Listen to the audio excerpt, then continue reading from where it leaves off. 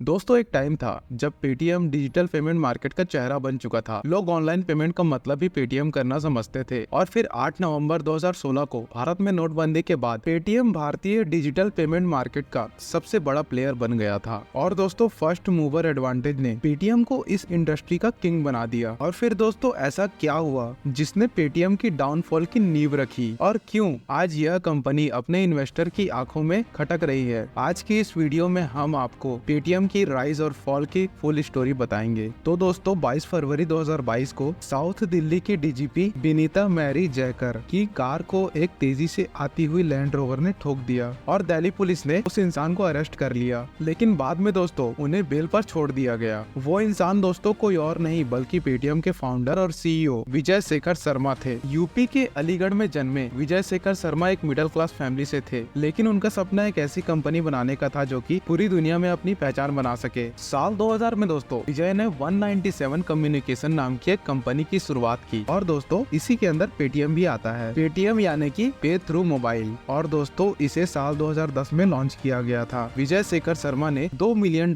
की इन्वेस्टमेंट की थी। अब शुरुआत में दोस्तों ये एक प्रीपेड मोबाइल और डीटीएच रिचार्ज प्लेटफॉर्म हुआ करता था, जिसको बाद में data card, post paid mobile और लैंडलाइन बिल के लिए भी एक्सपांड कर दिया गया। इसके बाद साल 2014 में पेटीएम वॉलेट के लॉन्च होने के बाद भारत में डिजिटल पेमेंट का एक इजी और कन्वीनियंट मेथड आ गया, जिससे कि पेटीएम का यूजर बेस काफी तेजी से बढ़ने लगा था दोस्तों। यहाँ तक कि दोस्तों पेटीएम की पॉपुलैरिटी को देखते हुए चाइना की अलीबाबा ग्रुप, वॉरेन बफेट की कंपनी बर्कशायर हैथवे और रतन टाटा जी ने भी इसमें इन्वेस्ट किया। हालांकि दोस्तों 8 नवंबर 2016 को जब प्राइम मिनिस्टर नरेंद्र मोदी जी ने नोटबंदी की घोषणा की तो पेटीएम भारत का डिजिटल पेमेंट सेक्टर में एकमात्र एस्टेब्लिश प्लेयर था। अब यहाँ पर दोस्तों पेटीएम के ऑफिशियल्स ने सिचुएशन का फायदा उठाते हुए अगले ही दिन देश के सारे न्यूज़पेपर में प्राइम मिनिस्टर की फोटो के साथ अपनी एडवर्टाइजमेंट पब्लिश कर दी, जिसमें पेटीएम ने भारत को डिजिटल पेमेंट के क्षेत्र में आगे ले जाने के लिए प्राइम मिनिस्टर मोदी जी को कांग्रेचुलेट किया। लेकिन दोस्तों ये स्ट्रेटेजी पेटीएम पर ही बैकफायर कर गई। एक्चुअली अपोजिशन पार्टी ने आरोप लगाया कि नोटबंदी की मदद से बीजेपी ने पेटीएम को फायदा पहुंचाया है। और तो और दोस्तों पेटीएम को सारे सिचुएशन के बारे में पहले से पता था। हालांकि पेटीएम ने पॉलिटिकल कंट्रोवर्सी पर ज्यादा ध्यान नहीं दिया और मौके का फायदा उठाने में कंसंट्रेट किया। और दोस्तों यही वजह थी कि एक महीने के अंदर पेटीएम का यूजर बेस 14 करोड़ से बढ़कर 27 करोड़ तक पहुंच गया। साल 2015 में पेटीएम ने अपने पेमेंट बैंक की भी शुरुआत की थी, जो कि आज के समय में उनका एकमात्र प्रॉफिटेबल प्रोडक्ट है। 2017 में दोस्तों इस बैंक को रिजर्व बैंक ऑफ इंडिया से भी अप्रूवल मिल गया था और दोस्तों पेटीएम का यूजर बेस और भी ज्यादा स्ट्रॉन्ग होता चला गया। हालांकि दोस्तों 2018 में कुछ केवाईसी दिक्कतों की वजह से इनके नए अकाउंट ओपनिंग पर रोक लगा दी गई, पर अगले ही साल दोस्तों इन्हें दोबारा आगे बढ़ने के लिए अप्रूवल मिल गया था। हालांकि दोस्तों आगे चलकर भी 2022 में पेटीएम पेमेंट बैंक और आरबीआई के बीच में कुछ गड़बड़ियां देखने को मिली थी, पर दोस्तों इन तमाम चीजों के बावजूद पेटीएम पेमेंट बैंक काफी ज्यादा सक्सेसफुल रहा और इसने पेटीएम की ग्रोथ में एक इम्पोर्टेंट रोल निभाया। अब आगे समय बीतता गया और डिजिटल पेमेंट के मार्केट में नए नए प्लेयर्स की एंट्री हुई, लेकिन इसी बीच पेटीएम में एक ऐसी गलती कर दी जिसने कि दोस्तों उसके अच्छे खासे बिजनेस को हिलाकर रख दिया था। एक्चुअली दोस्तों एलपीसीआई ने यूपीआई को लॉन्च कर दिया, जिसकी मदद से बैंक टू बैंक पेमेंट भेजना आसान हो गया था और पेटीएम जिस वैलिड मोड पर चलता था उसकी पॉपुलैरिटी धीरे धीरे कम होने लगी। हालांकि दोस्तों इतनी जल्दी यूपीआई को पेटीएम ने एक्सेस नहीं किया था और यही वजह थी कि उसकी ज्यादातर यूजर गूगल पे और फोन पे पर चले जाने वाली थी। हालांकि आगे चलकर भी पेटीएम ने इस फीचर को भी अपने ऐप पर लॉन्च किया, लेकिन दोस्तों तब तक काफी देर हो चुकी थी और दोस्तों इसी कारण से पेटीएम का यूजर बेस धीरे धीरे कम होने लगा था। उनका मार्केट शेयर भी धीरे धीरे घटता चला गया। साल था दोस्तों 2021 का, जब 8 नवंबर को पेटीएम अपना आईपीओ लेकर आता है। इसकी मदद से दोस्तों वो $20 मिलियन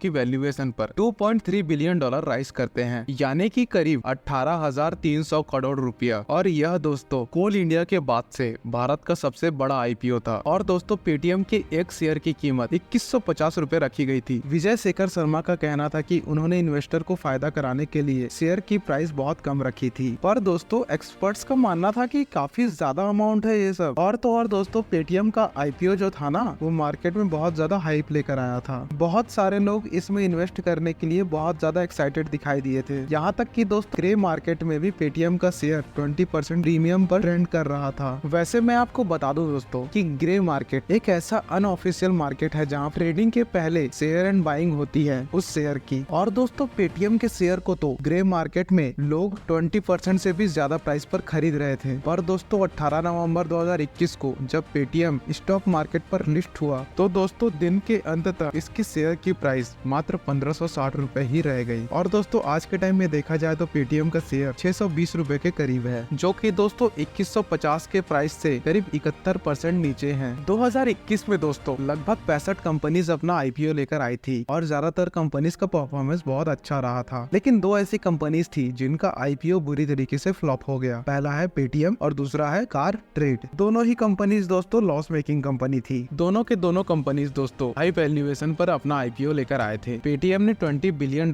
की वैल्यूएशन रखी थी, जो कि उस समय करीब 1.4 लाख करोड़ रुपए के बराबर थे, जबकि पेटीएम का रिवेन्यू महज 3300 करोड़ रुपया था। अब दोस्तों एक कंपनी के शेयर का प्राइस और उसकी अर्निंग के रेशियो को प्राइस टू अर्निंग रेशियो यानी कि पीई रेशियो कहा जाता है। अब क्योंकि दोस्तों पेटीएम एक लॉस मेकिंग कंपनी है, इसलिए दोस्तों हम इसका प्राइस टू अर्निंग रेशियो नहीं निकाल सकते और ऐसी कंडीशन में दोस्तों हमें इसका प्राइस टू सेल रेशियो निकालना पड़ेगा, जो कि दोस्तों पेटीएम के केस में 35 आता है। मतलब हम सिंपल शब्दों में समझे तो इस कंपनी को अपने इन्वेस्टर का प्रॉफिट कराने के लिए हर साल दोस्तों 400% का रिटर्न देना पड़ेगा, जो कि लगभग दोस्तों इम्पॉसिबल है। अब दोस्तों ग्लोबल स्टैंडर्ड पर देखें तो $20 मिलियन के लगभग की वैल्यूएशन वो कंपनी मांगती है जिनका रिवेन्यू पेटीएम से कम 9 गुना ज्यादा होता है। लेकिन पेटीएम कम रिवेन्यू के बावजूद हाई वैल्यूएशन के लिए गई, जो कि पहले ही दिन से अपने इन्वेस्टर के साथ बहुत बड़ा धोखा था। बेसिकली प्राइवेट कंपनी और पब्लिक कंपनी का इसके लिए फंडिंग का गेम बहुत अलग चलता है। प्राइवेट कंपनी फंडिंग काफी आसानी से हासिल कर लेती है और अपनी वैल्यूएशन को दोस्तों बहुत ज्यादा बढ़ा देती है, पर दोस्तों पब्लिक बनने के लिए उनको अपनी वैल्यूएशन को जस्टिफाई करना होता है। उसके लिए कंपनी के फंडामेंटल बहुत स्ट्रॉन्ग होने चाहिए, यानी कि उनके पास एक अच्छी टीम और एक अच्छा प्रॉपर बिजनेस मॉडल होना चाहिए। लेकिन दोस्तों इसी की कमी पेटीएम के पास साफ साफ नजर आई। इस कंपनी का ना कोई ठोस बिजनेस मॉडल है, ना तो प्रॉफिट्स है और ना ही प्रॉफिटेबल होने का कोई भी प्लानिंग। आज के समय में देखा जाए तो दोस्तों पेटीएम हर एक फाइनेंशियल फील्ड में घुसना चाहती है, पर इसके पास किसी भी चीज में प्रॉपर एक्सपर्टीज नहीं है। पेटीएम ने अपने प्लेटफॉर्म को तो ऑल इन वन ऐप बना दिया है, जहां पर आप मोबाइल रिचार्ज से लेकर bill payment, UPI transfer, policy खरीदना, इन्वेस्टमेंट करना, गेम खेलना, मूवीज, बस और इवेंट्स की टिकट बुक करना, इन जैसे कोई भी काम कर सकते हैं। और दोस्तों यही वजह है कि पेटीएम का इंटरफेस इतना ज्यादा कंफ्यूजिंग हो चुका है कि यूजर इसके प्लेटफॉर्म पर आना पसंद नहीं करते। पेटीएम कई सारे बिजनेस में घुस चुका है, लेकिन इसके सिर्फ 2 बिजनेस बस सक्सेसफुल हैं, पेटीएम पेमेंट्स बैंक और पेटीएम फास्ट ट्रैक। अपने पेमेंट्स बैंक में पेटीएम ने लगातार आरबीआई की रूल और रेगुलेशन को ताक पर रखा है, जिसके कारण दोस्तों उन्हें काफी सारे प्रॉब्लम का भी सामना करना पड़ा है। प्रेजेंट सिचुएशन की बात करें तो दोस्तों पेटीएम पेमेंट्स बैंक इस कंपनी को लगातार प्रॉफिट कमा कर दे रहा है। इसके अलावा दोस्तों पेटीएम फास्टैग, जो कि पेटीएम बैंक के अंडर आता है, और ये दोस्तों भारत के फास्टैग मार्केट में 28.2% का शेयर रखता है। हालांकि इन दोनों के बाद पेटीएम के पास कोई ऐसा बिजनेस नहीं है जो कि उनके लिए प्रॉफिट लेकर आ रहा हो। इसीलिए दोस्तों यहाँ पे सबसे बड़ा सवाल ये उठता है कि पेटीएम आखिर बनाना क्या चाहता है। और इस सवाल पर पेटीएम के फाउंडर विजय शेखर शर्मा कहते हैं कि उनका लक्ष्य एक ऐसे बिजनेस मॉडल को बनाने का है जिसमें वो एक बिजनेस से कस्टमर को एक्वायर करे और उसे अपने दूसरे बिजनेस की ओर ले जाकर उनसे भी पैसा कमाए। फॉर एग्जाम्पल दोस्तों अगर कोई कस्टमर पेटीएम का इस्तेमाल करता है तो उसे Paytm payment bank, Paytm first game जैसी दूसरी सर्विस पर भी ले जाने की कोशिश की जाती है। लेकिन दोस्तों विजय शेखर शर्मा का यह मास्टर प्लान इन्वेस्टर की समझ से बाहर है और इसीलिए दोस्तों वो इन सब चीज को सीरियसली लेने को तैयार ही नहीं है और अब इसकी किस्मत भी इससे मुंह मोड़ रही है। अब एक्चुअली पेटीएम के पास दूसरे फिनटेक स्टार्टअप के कंपैरिजन में एक ही एडवांटेज था और वो था उनका वास्ट यूजर डेटा, जिससे कि दोस्तों वो मार्केट में लीड ले सकते थे। पर दोस्तों 2021 में आरबीआई के अकाउंट एग्रीगेटर नेटवर्क इनिशिएटिव ने पेटीएम से ये भी छीन लिया। इस इनिशिएटिव के तहत भारत के सारे फिनटेक स्टार्टअप्स एक दूसरे की यूजर डाटा का इस्तेमाल कर सकते हैं। मतलब कि अगर पेटीएम को पता है कि उनका कस्टमर इन्वेस्टमेंट करने वाला है तो फिर दोस्तों उनका ये डाटा फोन पे, गूगल पे और दूसरे एप्स के पास भी होगा। और दोस्तों इसी कारण पेटीएम के हाथ से रिवेन्यू जनरेट करने का एक और तरीका छिन गया। मगर फिर भी आप अगर नोटिस करेंगे तो पेटीएम लगातार एक्सपांड कर रहा है और दोस्तों नए नए बिजनेस पर हाथ आजमाता जा रहा है। ऐसा इसलिए क्योंकि ऐसी कंपनीज का मेन फोकस प्रॉफिट कमाने पर नहीं बल्कि कस्टमर का बिहेवियर चेंज करने पर होता है। पेटीएम आपको अपने प्लेटफॉर्म के थ्रू पेमेंट करने पर रिवॉर्ड और कैशबैक देता है। हालांकि दोस्तों अगर देखा जाए तो फिलहाल के टाइम में पेटीएम अपने बिजनेस मॉडल को सक्सेसफुल बनाने में नाकामयाब रहा है। लेकिन दोस्तों आखिर में सवाल उठता है कि पेटीएम को ऐसा क्या करना चाहिए जिससे कि वो अपने लॉसेस को कम कर सके। तो दोस्तों सबसे पहले तो पेटीएम को एक और प्रॉपर बिजनेस मॉडल बनाना पड़ेगा, यानी कि बिजनेस प्लान बनाना पड़ेगा जिसमें कि उनके टारगेट्स और गोल बिल्कुल क्लियर हो। इससे वो इन्वेस्टर के बीच और उनके शेयर के प्राइस नीचे नहीं जाएंगे। पेटीएम को ये भी समझना होगा कि भारतीय इंटरनेट यूजर को सारी सर्विसेज एक जगह पर अवेलेबल नहीं चाहिए, बल्कि वो चाहते हैं कि उनको हर एक सर्विस फास्ट और एफिशिएंट तरीके से मिले। लाइक उन्हें अगर मोबाइल का रिचार्ज करना है तो वो बिना किसी रुकावट के हो जाए। कहने का मतलब ये है दोस्तों कि पेटीएम को 50 सर्विसेज ना शुरू करते हुए सिर्फ उन सर्विसेज को प्रोवाइड करना चाहिए जिसमें कि उनकी खुद की एक्सपर्टीज हो। इससे पेटीएम का यूजर इंटरफेस भी काफी इम्प्रूव होगा और अल्टीमेटली दोस्तों लोग उनके प्लेटफॉर्म पर आना पसंद करेंगे। होपफुली दोस्तों पेटीएम आने वाले टाइम में प्रॉफिटेबल बनेगा और अपने इन्वेस्टर्स की हुई लॉस को प्रॉफिट में बदलेगा। वैसे दोस्तों पेटीएम को वापसी के लिए क्या करना चाहिए, आप अपना ओपिनियन हमें कमेंट में जरूर बताइए।